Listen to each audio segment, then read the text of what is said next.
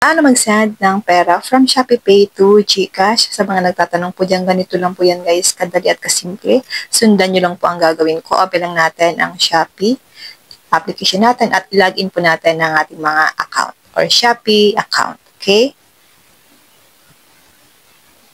Then, tap lang natin dito ang Me.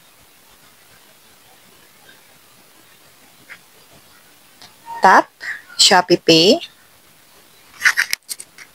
Ito po yung balance ng aking Shopee Pay. Itap lang natin ang send money kasi po mag-send tayo ng pera sa GCash. Tap lang natin ang other e-wallets.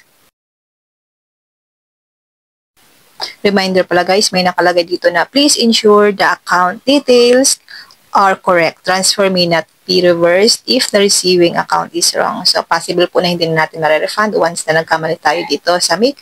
So, make it sure po na tama po yung ilalagay natin dito na information, okay? Dito, itap lang natin ang e-wallet.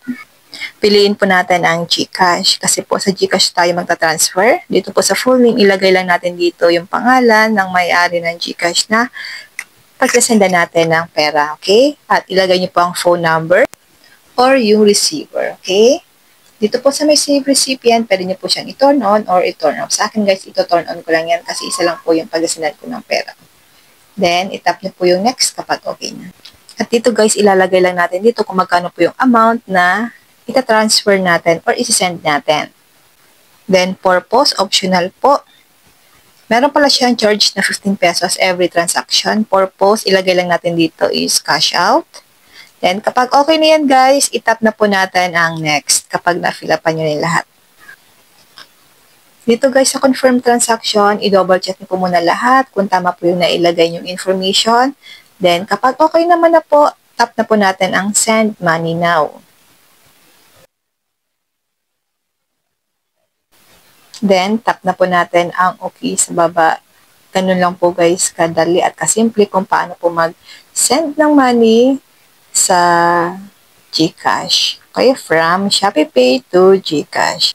Yun lang guys, sana po may natutunan kayo sa aking video. Huwag niyo pong kalimutan na i-follow at i-share ang ating video para po malaman din po ng iba kung paano po mag-send ng pera from Shopee Pay to GCash. Na ganito lang po guys, kabilis at kasimple. Mai-transfer natin ang mga pera natin from Shopee Pay to GCash. And now, thank you for watching.